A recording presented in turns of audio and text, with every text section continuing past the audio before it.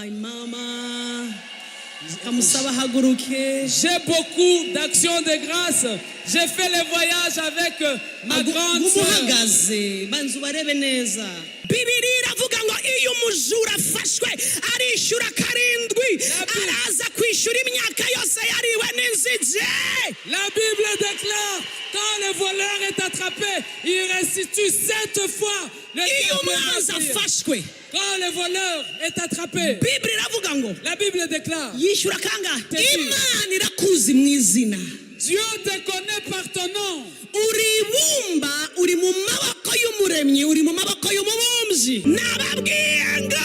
vous ai dit maintenant Satani arabizi neza ko adashobora gukomeza gufata future yawe. Arindi mvugo igiye kuvuga ngo uri muri jewe namenye ko afite imbaraga ararutura mwisi. All right, ndabakire rero mu izina rya Yesu. Reka mbakire abatuye hano nako ndabakiriye mwese mu izina rya Yesu. Je vous reçois tous au nom de Jésus.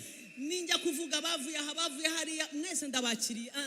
Gira ukwegere ngo welcome. Si je commençais à parler de ceux qui viennent d'ici ou là, mais reçois de ma part celui qui est de ton côté, à gauche et à droite. Que Dieu vous bénisse abondamment, serviteurs et servantes de Dieu. Je vois beaucoup de personnes, que Dieu vous bénisse vraiment.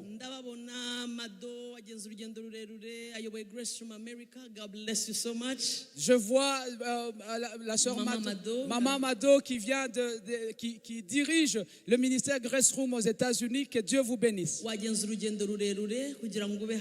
Vous avez fait un long voyage pour être ici. Que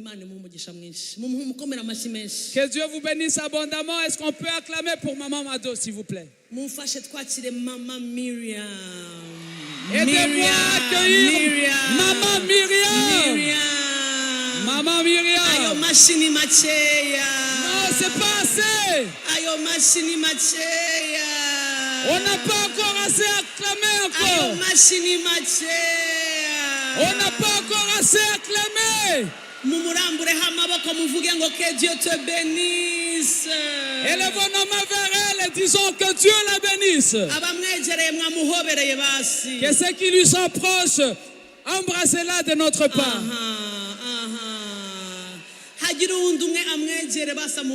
Que quelqu'un d'autre s'approche d'elle et lui donne un sang baiser. Maman Myriam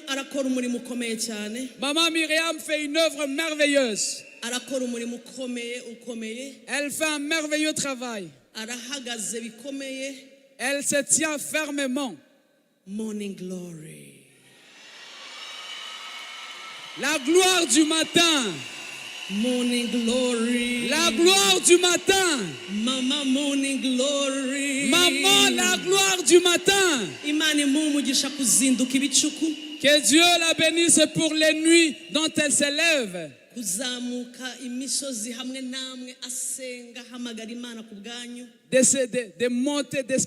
monter les montagnes en priant avec vous et en appelant Dieu pour vous. Que Dieu vous bénisse abondamment.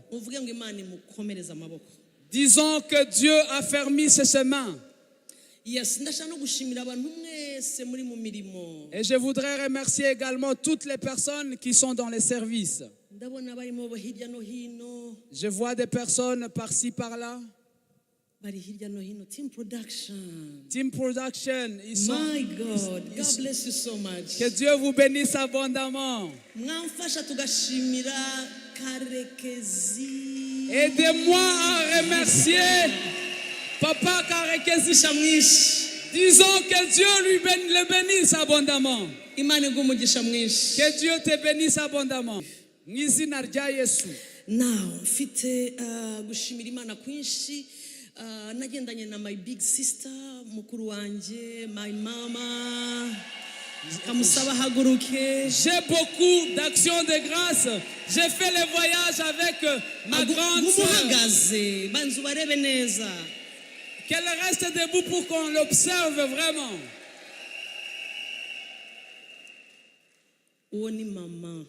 Elle, c'est ma maman. Même si c'est ma grande sœur, mais c'est aussi une mère. J'ai prié que Dieu continue à la cacher bien loin. Dieu connaît tout ce qu'elle fait en ma faveur et Dieu connaît toutes ses œuvres et Dieu la récompensera pour cela. Que Dieu la bénisse abondamment. Vous voyez que j'essaie d'aller vite. Hein? Le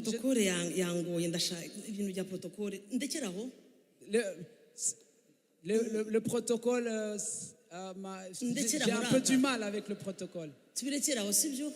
On peut arrêter, on peut s'arrêter là. Vous pouvez m'aider à accueillir les gens qui nous suivent en ligne.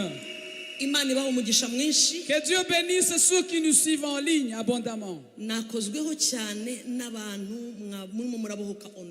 J'ai abondamment été touché par les personnes qui sont en train d'être délivrées en ligne. Alors que nous suivions les témoignages,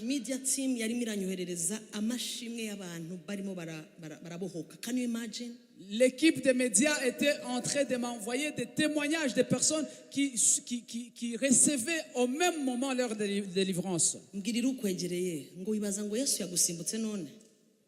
Dis à ton voisin ou à ta voisine, est-ce que toi tu penses que Jésus t'a sauté? Jésus n'est pas allé loin de toi. Merci pour ton témoignage, Fofo. Nje gushinga intahe mu gihe warimo au moment où je regardais bariko baragusengera, j'ai manifesté et j'ai vomi fortement.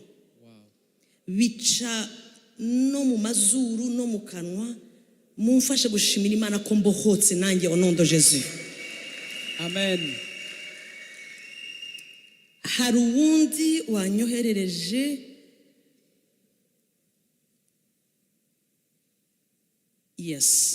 aravuga ngo mama fasha gushimira Imana mu gihe twarebaga ubuhamya bw'uriya mubyeyi urimo uramusengera online, umwana wanjye muri salon nyobewe ikimubayeho, ariko twari tumaze iminsi tubona ko afite ikibazo.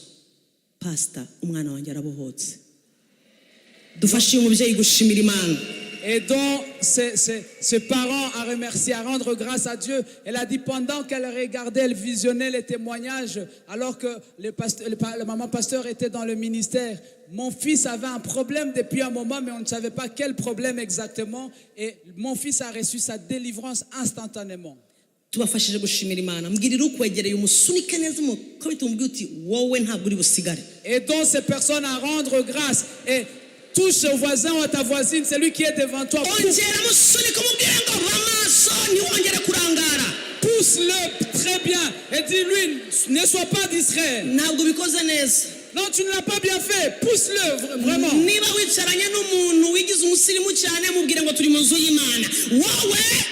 Si tu es assis avec quelqu'un qui s'est rendu très civilisé, plus que la civilisation, dis-lui, nous sommes dans la maison de Dieu, toi. Que Dieu vous bénisse abondamment. Nous continuons. J'ai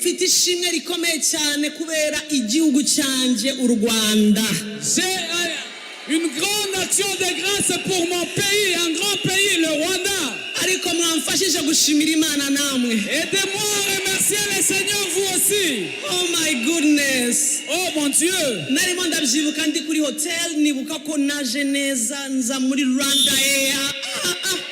Alors que j'étais à l'hôtel, je me suis rappelé que je suis bien arrivé et dans un bel avion rwandais. Vous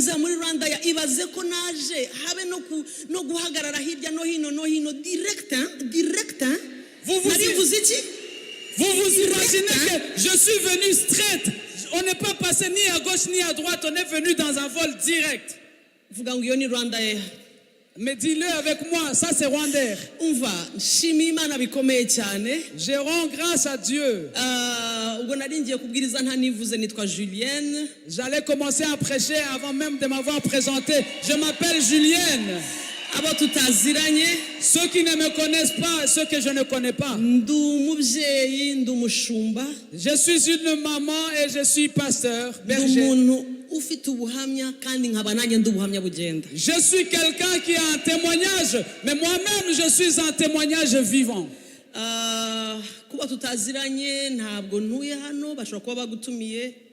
Pour ceux qui ne me connaissent pas, je n'habite pas ici. Peut-être que tu as été invité. niyo mpamvu nashimiraga aho mvuye ndi umunyarwandakazi. Voilà pourquoi je bénissais Dieu pour mon origine, pour d'où je viens, parce que je suis rwandaise. Kugeza ubu mfite ubwenegihugu ubwo ngubwo gusa. Jusqu'à aujourd'hui, je n'ai qu'une seule nationalité et c'est celle-là, la nationalité rwandaise. Ndi umunyarwanda. Je suis rwandaise. Kazi. Rwandaise et fière de l'être. Kandi ubishimira Imana. Et je rends grâce à Dieu pour cela. Bikomeye cyane. Oui, mais je rends grâce à Dieu, vraiment. Nashimira Imana kubera yangize umunyarwandakazi. Je rends grâce à Dieu qui a fait de moi rwandaise. Ikampa igihugu cyitwa u Rwanda. Et Dieu m'a offert un pays qui s'appelle le Rwanda. Ikampa ubuyobozi nshimira Imana. Et Dieu m'a donné des dirigeants pour lesquels je bénis le Seigneur. Tukaba duha Imana icubahiro ko ikomeje kuturindira igihugu. Et nous bénissons le Seigneur parce qu'il continue à protéger notre pays. Wow, ndabona bagendanye na drapeau izamure neza. Et je vois que nous sommes même représentés par le drapeau du Rwanda. Tu peux l'élever. Wow. Tu peux bien le lever. Iyo nayo ni surprise. C'est également une surprise. Imana igumugisha mwinshi Miriam. Que Dieu vous bénisse. Now ndashimira Imana bikomeye cyane. Alors je bénis le Seigneur vraiment. Ntabona gukomeza ntivuze kandi ntavuze aho nkomoka kandi ntavuze origine yanjye. Je ne pouvais pas continuer sans m'avoir présenté et sans parler de mes origines. Ndabona hari abantu bafite impu zitari nk'izacu mugenzi bisobanure neza bazaze kutusurira igihugu. Je vois des gens qui n'ont pas notre peau et on va bien dire cela pour qu'ils viennent vraiment visiter notre pays. Nimuze mu gihugu cyiza gitemba amata n'ubuki. Venez dans un merveilleux pays, Yes. pays où coule le lait et le miel. Yeremiya 18. Jérémie 18. Yeremiya 18. Jérémie chapitre 18. Yeremiya ibice ni 18. Jérémie chapitre 18. Uyu mugoroba ngiye gukoresha umwanya utari buze kuba munini cyane. Ce soir, je ne veux pas utiliser beaucoup de temps. Kuko ndashaka ko dufata umwanya wo gusenga hanyuma ejo dufite dufite umwanya urambuye kugira ngo tuzagira umwanya wo kumva ubuhamya, tugira umwanya wo gusenga hamwe nanone. Parce que je voudrais qu'à part après, nous puissions avoir un bon moment de prière. Demain est un autre jour qui nous attend. Nous aurons beaucoup de témoignages et un bon moment de prière ensemble. Yeremiya 18. Jérémie 18. Ndahera ku murongo wa mbere haravuga ngo ijambo ryaje kuri Yeremiya rivuye ku Uwiteka riti haguruka umanuke ujye mu nzu y'umubumbyi. La parole qui fut adressée à Jérémie de la part de l'Éternel en ces mots: lève-toi et descends dans la maison du potier. Haguruka umanuke tujyane neza ujye mu nzu y'iki y'umubumbyi niho nzakumvishiriza amagambo yanjye. Lève-toi, descends dans la maison du potier. Là, je te ferai entendre mes paroles. Aho. Aho niho nzakumvishiriza amagambo. C'est là que je te ferai entendre mes paroles. Gatatu. 3. Nuko ndamanuka njya mu nzu y'umubumbyi. Je descendis dans la maison du potier. Ndebye. Et voici. Mbona arakorera umurimo we ku ruziga. Il travaillait sur un tour. Arimo arakorera he? Il travaillait où? Ku ruziga. Sur un tour.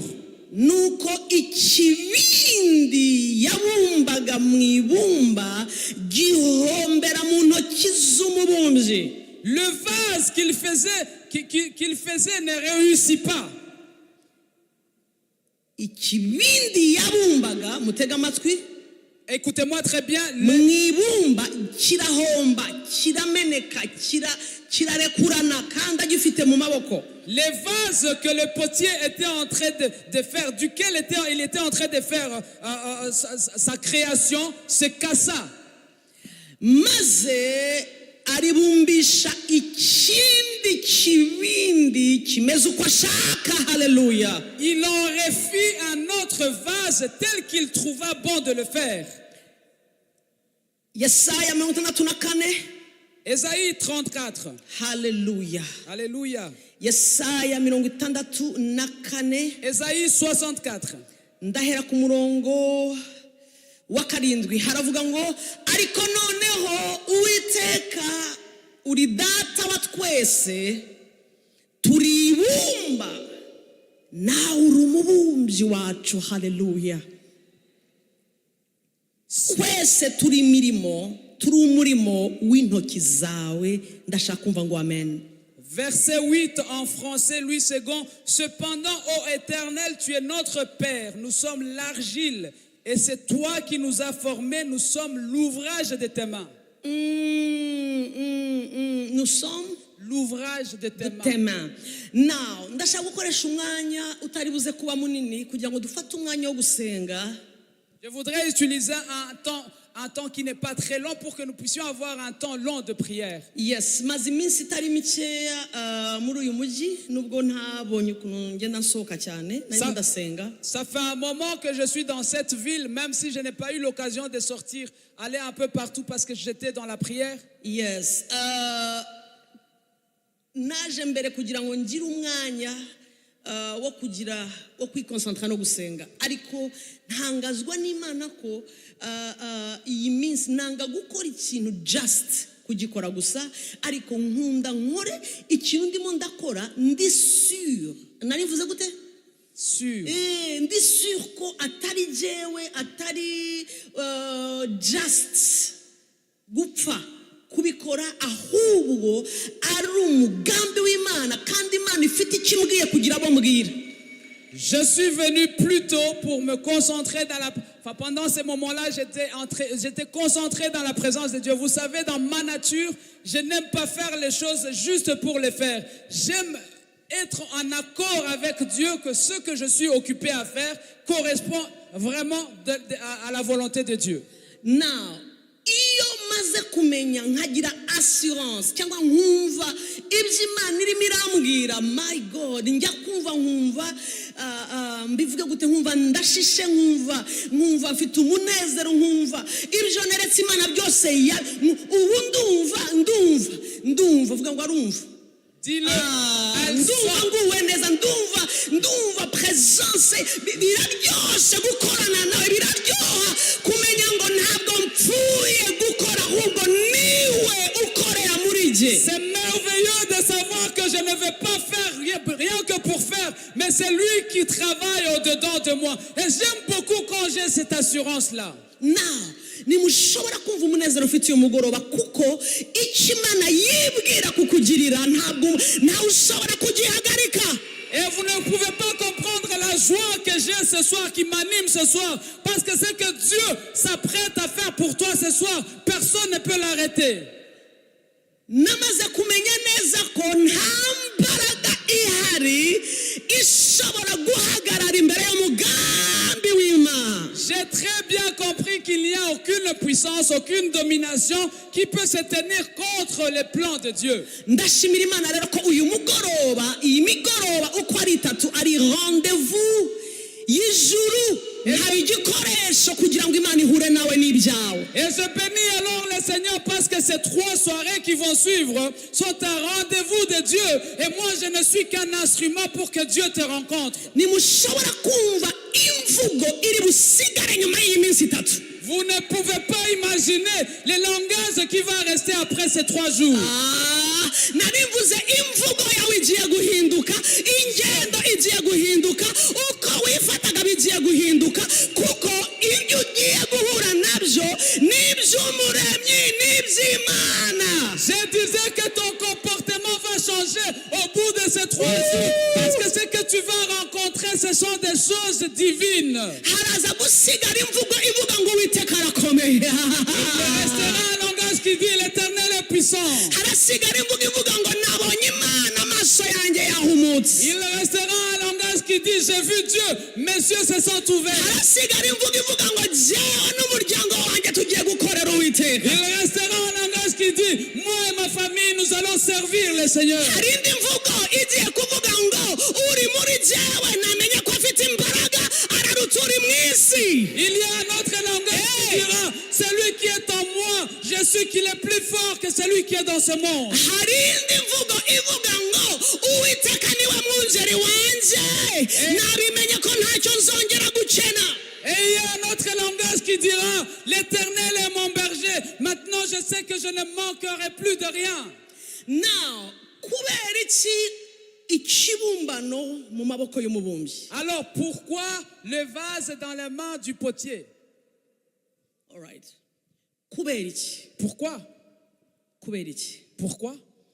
umunsi ngira confirmation ko nzaza Les jours où j'ai reçu la confirmation comme quoi j'allais venir, nari ndi mu cyumba cy'amasengesho j'étais dans la chambre de prière.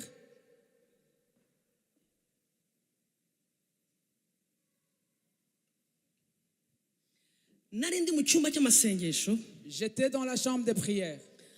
hanyuma nari ndi kumwe n'umukozi w'Imana Natasha araza ansangamo aho ndasengera kugira ngo tuvugane nyine iby'uru rugendo nibwo nari mbonye confirmation ko ngomba kuza ako kanya ntabwo nzi twari babiri sinzi ukuntu byahise bigenda ntabwo nzi ukuntu byagenze ijuru ryahise rikinguka immediately. Je ne sais pas comment ça s'est passé. Alors que je venais de recevoir la confirmation comme quoi j'allais venir, j'étais avec la servante de Dieu, Natacha. Elle est venue et en cet instant même, le ciel s'est directement ouvert. Icyabaye muri kiriya cyumba cy'amasengesho ntimushobora kubyumva. Imana ishimwe ko tugihari kugira ngo tubivuge. Now, ako kanya ijuru rirakinguka, mperuka iriya kri, iryo jwi ryansohotsemo nariherukaga pakera cyane ariko nijwi rijya riza hagize ikintu kibaye sinzi ko munyumvise ntabwo ari ijwi ripfa kunzamo ako kanya so twarimo turavugana just yicaye aho nicaye aha ngiye kumva numva ijuru ngo ako kanya mitanda sakuza cyane agomba kuba yarikanze nimvuga cyane wumve gukoresha ijwi numva rivuye mu mutima ndamubwira ngo it's my nubwa mbere ngiye hariya hantu ariko umva abantu ngiye kuhasanga she's here mpita ntangira kumubwira A B C D E F mu bashumba ntangira kuvuga agombe kuba yarabyanditse. Et en ce moment-là, alors que le ciel venait de s'ouvrir pour moi, j'étais en train de parler, on était en train de parler normalement. Et ensuite, j'ai senti cette voix que Dieu, qui sort de moi uniquement quand Dieu est sur le point de faire quelque chose de grandiose. Et en cet instant, Dieu a commencé à me montrer et j'ai commencé à lui raconter ce que j'allais faire ici. J'ai commencé à lui parler sur les hommes de Dieu, les serviteurs de Dieu que j'allais rencontrer. Par A, B, C, D, je lui racontais tout ce qui allait se passer. Ariko mbivugana ijwi riri sharp rinini cyane rijya riza rimwe na rimwe icyakabiri hahita hakurikiraho amarira ntarabonaho kuko yari menshi cyane ariko ari amarira yo gusenga ntangira gusenga. Mais c'était dans une voix, mais vraiment une grande voix terrible, pas comme d'habitude. Et ensuite, après cela, ça n'est suivi des larmes. Mais ce n'était pas des larmes de tristesse ou de colère, mais c'était des larmes de prière. J'ai commencé à prier dans ces larmes-là. Menya ikimana iri mirambwira nubwo ntarahagera biraryoshe kujya ahantu amaze kubona nubwo utarahagera. Et j'ai su ce que Dieu était en train de me raconter, de me dire par rapport à l'endroit où j'allais partir. Et c'est merveilleux quand Dieu te dit quelque chose à l'avance, à l'endroit où tu vas aller, alors que tu n'y es pas encore. Now, nyuma yaho akomezaho kubisengera. Et on a continué la prière. None umunsi byabaye impamo. Et aujourd'hui, c'est devenu réalité. Nyemerera nkubwire rero. Alors accepte-moi de te dire. Imana irakuzi mu izina. Dieu te connaît par ton nom. Uribumba uri mu maboko y'umuremyi uri mu maboko y'umubumbyi. Tu es en phase et tu es dans les mains du potier. Aya maboko y'umubumbyi mvuga uraza gusoza iminsi 3 yamenye. Les mains du potier dont je parle, les 3 jours après, tu les auras connus. Bibiliya iravuga ejo nzakomeza mfite umwanya ko ndashaka ko dusenga iravuze ngo genda umanuka ujya mu nzu y'umubumbyi mvugane nawe. La Bible déclare, demain nous allons continuer plus profondément, mais la Bible dit, Dieu dit à Jérémie, vas-y, descends, va dans la maison du potier. Aragenda, il partit. munyemerere mbabwire ibintu bitatu kugira ngo nihute. Permettez-moi de vous parler de 3 choses pour aller vite. Ikintu cya mbere cyabaye muri iyi nkuru tumaze gusoma, hagomba utaragera ibumba ritaragera mu maboko y'umubumbyi habanje kubaho gushakisha ibumba. La première chose, avant que les vases, l'argile n'arrive dans les mains du potier, il y a eu d'abord l'étape de la recherche de l'argile. Abantu bageze mu nzu y'umubumbyi uhasanga ibumba deja rimaze gukorwaho, ariko iryo bumba babanza gufata igihe cyo kurishaka, habanza kubaho process yo kurivangura n'ibintu runaka. Ni akazi kenshi gakorwa mbere y'uko rigera ku ruziga. Pour les personnes qui sont déjà arrivées dans la maison du potier, vous le savez très bien que le processus d'argile, l'argile subit tout un processus. Avant de la voir pure, il faut d'abord aller la rechercher et la démêler de tout un tas d'autres choses. Ibumba ribanza gukorerwa akazi aho umuntu atabona. Nyemerera nkubwire, uri ibumba uyu munsi riri mu maboko swati rimenetse cyangwa ryahongotse cyangwa riri muri process, ariko aho uri hose menya ngo uwatangiranye nawe naho yagiye uracyari muri ayo maboko kandi uzasozanya nawe. L'argile subit un processus, mais accepte que je te dise aujourd'hui, tu es l'argile qui est en cours de processus. Mais sache une chose, celui qui a commencé avec toi, il n'est allé nulle part. Il est avec toi et il va t'amener jusqu'à destination.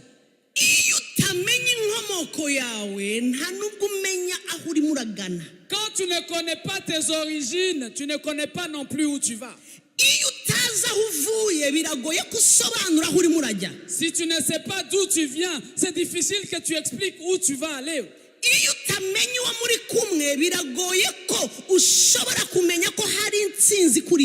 Si tu ne sais pas avec qui tu es, c'est difficile que pour toi de savoir que tu as une victoire qui t'attend devant. Ifite inararibonye mu gufata ibumba ridafite icyo ririco ikarihindura ikintu runaka. Permettez-moi de vous le dire, c'est Dieu que nous prions, c'est un Dieu qui a la spécialité et l'expérience dans le fait de prendre l'argile qui est pure et de le transformer en quelque chose qu'il veut. Ndavuga Imana ifata umwicanyi nka Mose ikamuhindura umucunguzi w'ubwoko bwayo. Je parle du Dieu qui prend un meurtrier comme Moïse et il en transforme, il en fait les sauveurs de son peuple. Iyo ubonye Mose, quand tu vois Moïse, le premier Moïse, ibumba ridafite icyo ririco, l'argile qui n'avait pas de forme. L'argile sans forme. Iyo urebye Mose, Bibiliya ivuga utazi kuvuga, uvuga akabwira Imana ngo sinzi no kuvuga, ukareba na Mose wa nyuma uhita umenya ko nta kimana itahindura nta n'ikitakora. Quand tu vois le Moïse qui se permettait même de dire à Dieu, je ne sais même pas parler, je bégaye.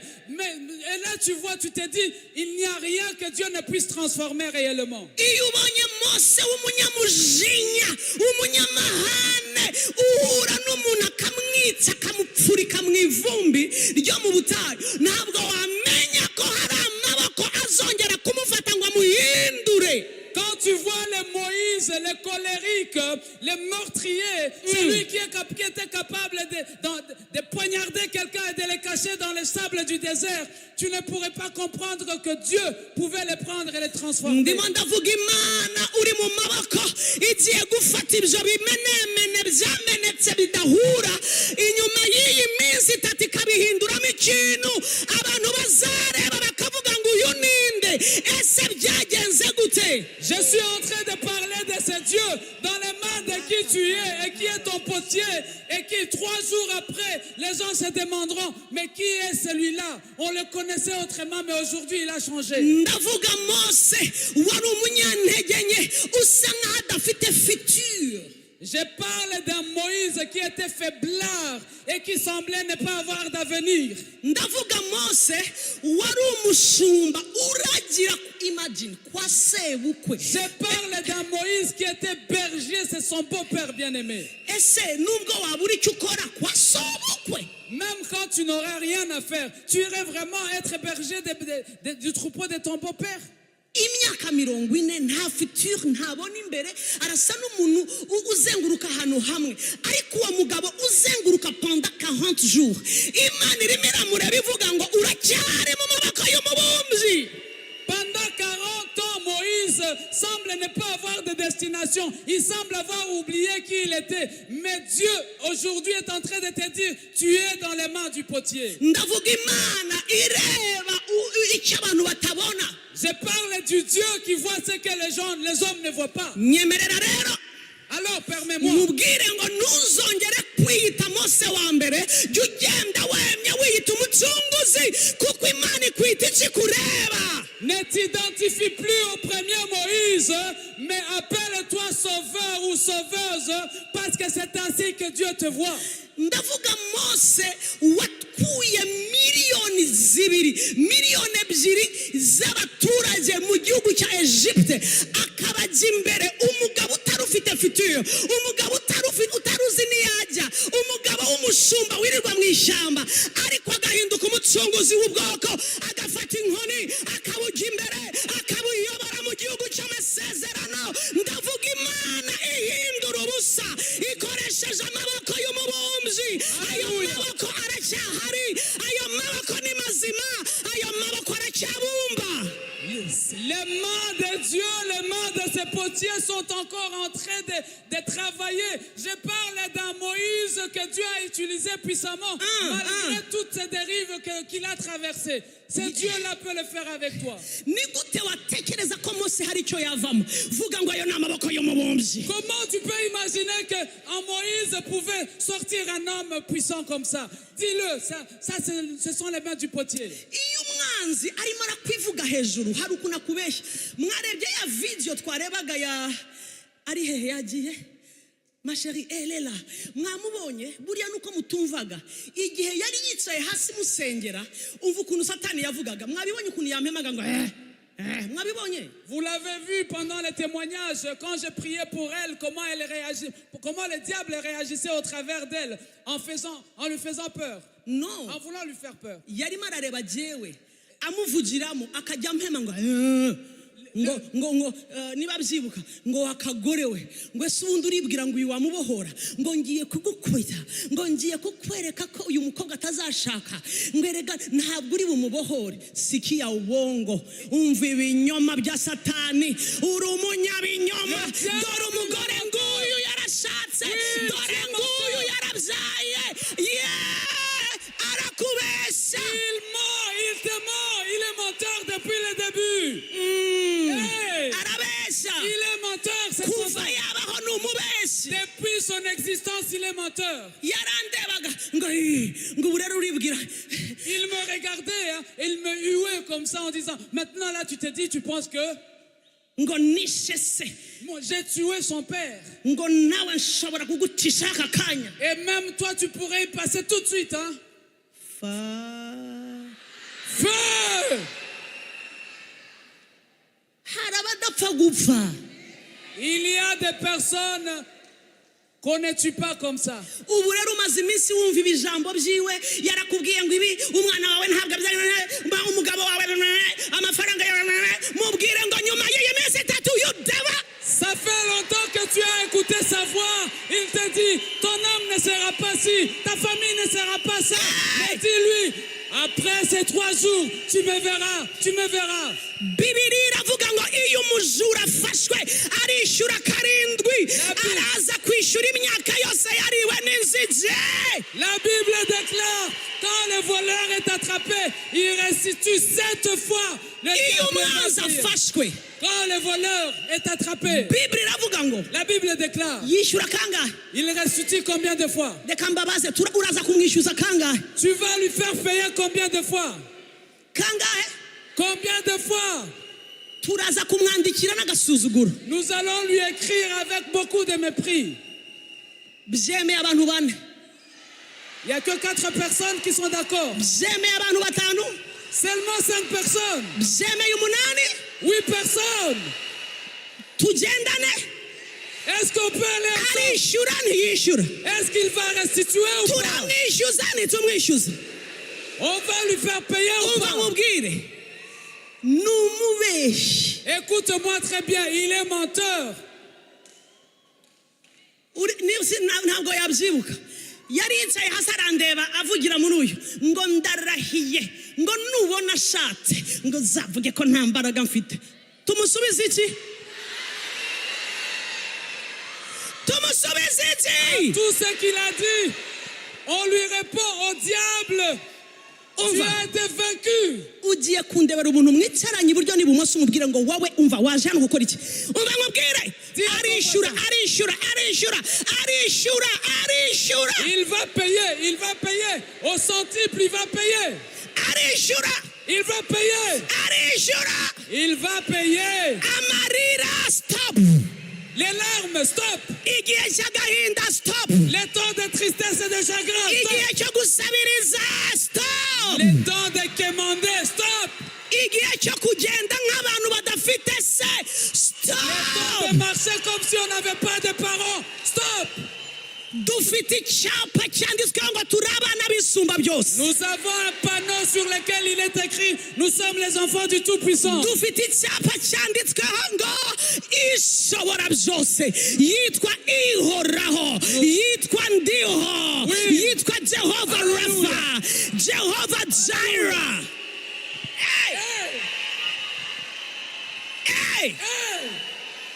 Hey! Ariko ninde ufite umujinya nk'uwanjye uyu mugoroba? Est-ce qui a la colère comme la mienne aujourd'hui? Hari ikintu yavuze, Elle a dit quelque chose. iyo winjiye utiteguye utaha ureba abandi, ndagusengeye ntureba abandi, uyu mugoroba ni uwawe mu izina rya Yesu. Cette soirée est la tienne au nom de Jésus. Ne regarde pas seulement aux autres. Malite kelebaya. Munyemerere mbabwire Imana ya Dawidi. Permettez-moi de vous parler du Dieu de David. Ifata umushumba C'est lui qui prend un berger ikamuhindura umwami. et il en fait un roi. Ndavuga Imana Je parle de Dieu. isanga umushumba uragiye ihene, uragiye intama, wambaye udukamambiri, wambaye ishati icitse, agenda avuga mu ndimi mu ishyamba, agenda avuga nk'utehehehehe. Il trouva un berger qui était derrière les brebis, les vaches, les chèvres et qui n'avait aucune signification par rapport à sa famille. Munyemerere mbabwire Imana Permettez-moi de vous parler de Dieu. yageze kwa se. Il est arrivé chez son père. Ndavuga mu rugo rwo kwa Dawidi, Je parle dans la maison de David. ikavuga ngo nje kwimika umwami. Et il a dit, je viens oindre le roi.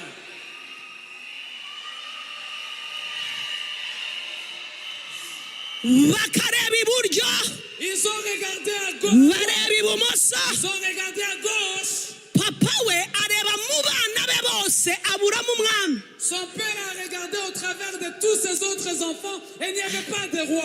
Ahita aravuga ngo ubanza uwa mbere n'uwa kabiri kuko bafite agatuza bateruye buriya nibo bami. Et il s'est dit, peut-être que le premier et le deuxième, parce qu'eux, ils ont de la corpulence, ils ont soulevé beaucoup de poids. Ahamagara uwa mbere, Il a appelé le premier. Imana iravuga ngo ntabwo namushimiye. Dieu a dit, je n'ai pas pris plaisir en Ahamagara lui. uwa kabiri, Elle a appelé le deuxième.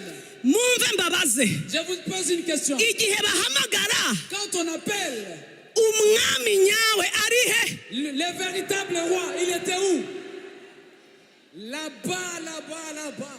Ari he? Il est où?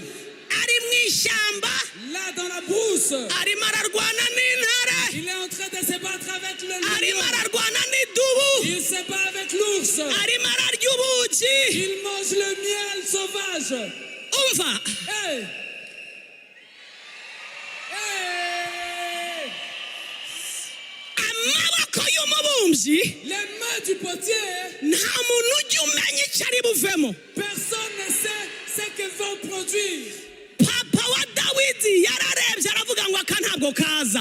Hari ibintu birimo birakubwira ngo ntibishoboka. Bibwira ngo ndi mu maboko y'umubumbyi. Il y a des choses qui te disent, ça ce n'est pas possible. Mais dis-leur, je suis dans les mains du potier. Iyo uri mu maboko y'umubumbyi ntawe umenya ikiri bukubeho mu gitondo. Quand tu es dans les mains du potier, tu es imprévisible. On ne sait pas ce qui va t'arriver le matin. Iyo uri mu maboko y'umubumbyi bakwita izina ariko batazi igikurikiraho. Quand tu es dans les mains du potier, on t'appelle des noms, mais on ne sait pas la suite qui va t'arriver. Iyo uri mu maboko y'umubumbyi nawe ubwawe urishidikanya. Nyemerera nkubwire ko hari uguha izina nyaryo. Quand tu es dans les mains du potier, même toi-même tu doutes de toi. Mais j'aimerais te dire qu'il y a quelqu'un qui te donne le véritable nom. Niureba mu nda y'ingumba akabona isanga rikomeye nta na kimwe kimu ara yo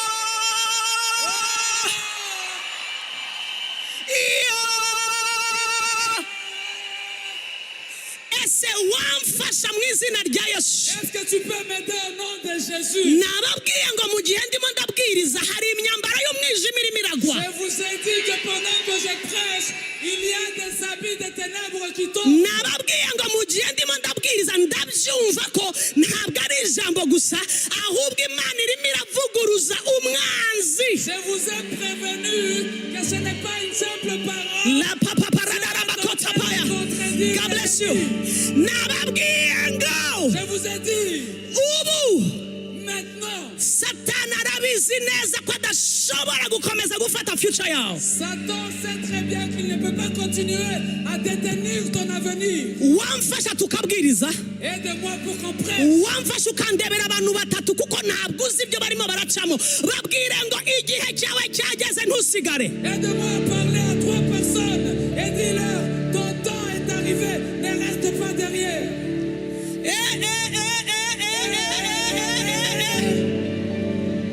Abo ni batatu bane. Parle à 4 personnes. Genda ongera uwa gatanu. Marche encore. La papa paradara baba bakoshaya. Parle à la 7 Lita kele beretaya. Ongera uwa gatanu.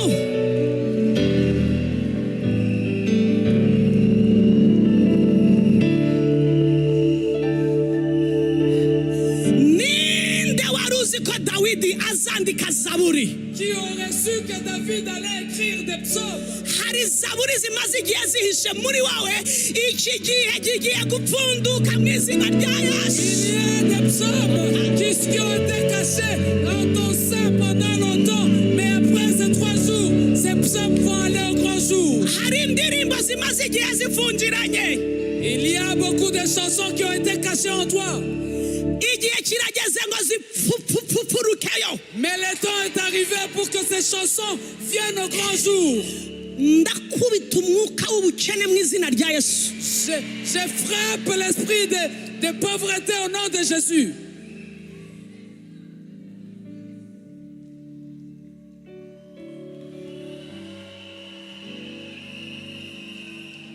Bibiliya iravuga ngo La Bible déclare, mu ntambara zose Dawidi yarwanye nta n'imwe yatsinzwe. dans tous les combats que David a combattus, il n'en a perdu aucun. Kubera amaboko y'umubumbyi yamwambitse aramwambika ahangara Goliyati. À cause des mains du potier qui l'ont vêtu, l'ont revêtu, il a combattu contre Goliath. Naje kubaha imbaraga, naje duhuze kwizera, ugiye kwambika umwambaro uhangara Goliyati wawe. Je suis venu vous donner la force, la puissance. Qu'on se mette en accord dans la foi. Naje kukwambika umwambaro. Je suis venu t'habiller d'un habit N'izina rya Yesu. dans le nom de Jésus. Mumungarurire umubyeyi uvuye hano. Que cette maman qui vient d'ici revienne. Narivuze ngo naje kukwambika umwambaro. Je disais que je suis venu t'habiller d'un God bless habit. you. Que Dieu vous bénisse.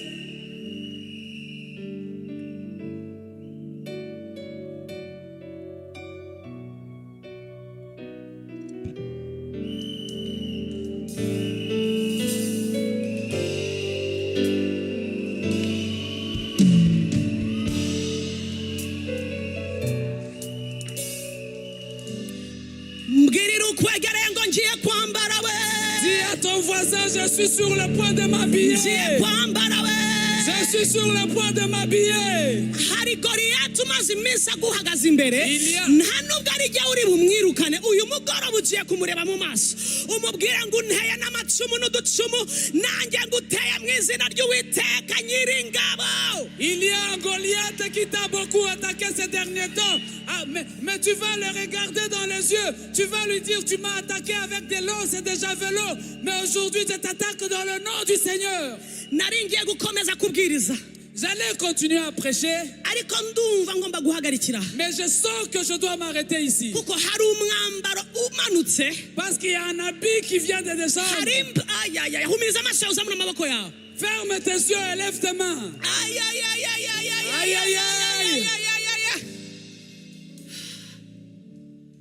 hari umwambaro umanutse Il y a un habillement qui vient de descendre. ugomba gusimbura uwo umaze igihe wambaye. Et qui doit remplacer celui que tu as porté pendant longtemps. hari ijwi rishya rimanutse Il y a une nouvelle voix qui descend, rigomba gusimbura amajwi amaze igihe mu matwi yawe no mu rugo rwawe no mu byawe. qui doit remplacer les voix que tu as entendues depuis longtemps dans ton foyer, dans tes oreilles et dans toutes tes affaires. hari ukuvuguruzwa k'umwanzi uyu mugoroba. Il y a une contradiction de l'ennemi ce soir. hari umubyeyi Il y a une maman, umaze igihe kinini cyane, ça fait longtemps. mu by'ukuri umeze nk'amagambo uyu mudamu uvuye hano kushima yavuze, uvuga ngo wumvaga bigeze ku munota wa nyuma. En réalité, tu es fatigué. corresponds à ce que cette maman disait tout à l'heure. Tu es arrivé vraiment au bout. Je suis fatigué.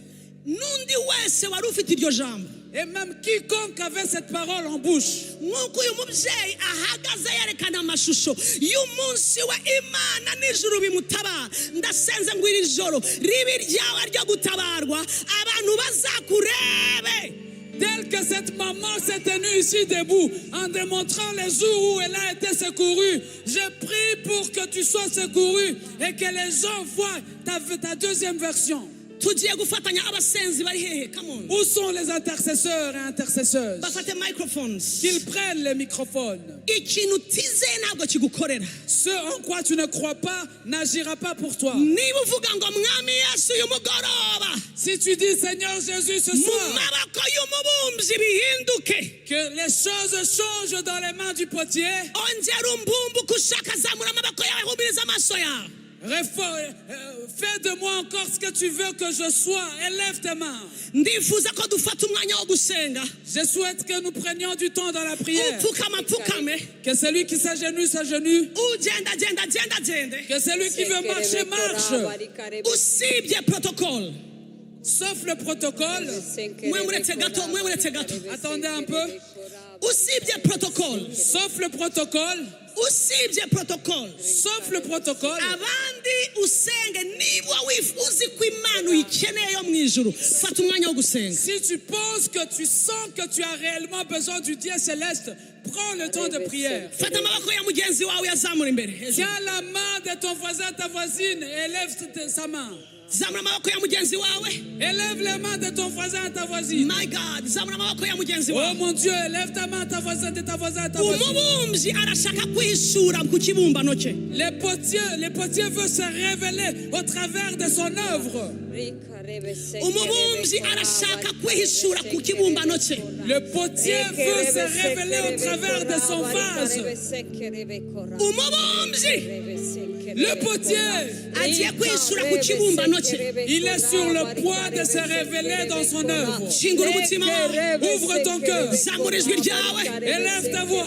ikubita imbere ye, ikubita imbere ye, Prosterne-toi devant lui. zamura ijwi ryawe. Élève ta voix. leyataya Au Kassada. liyatekerebetekere liparozorokotora. mwami Yesu, tuzamuye amaboko yacu. Seigneur, nous élevons nos satura ijuru, Nous élevons nos mains. satura ijuru, satura ijuru manuke. Ouvre les cieux. liyafotokoredere, Désire le ciel. Désire le ciel et descend.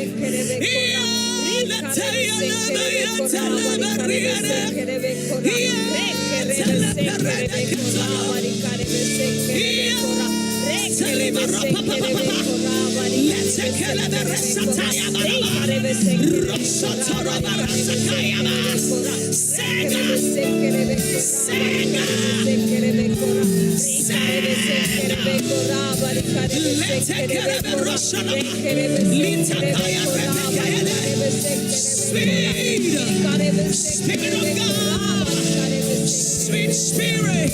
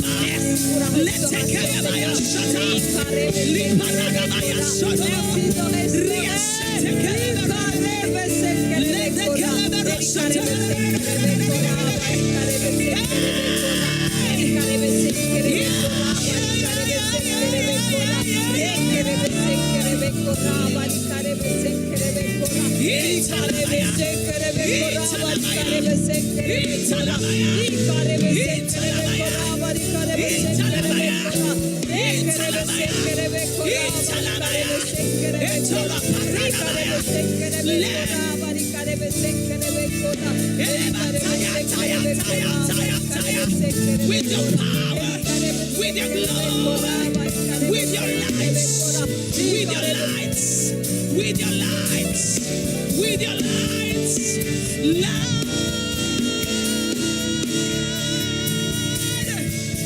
light this room, light this room, yeah, this room. Sheteleba, liparataya, letekelebaya, esupalaya tobe,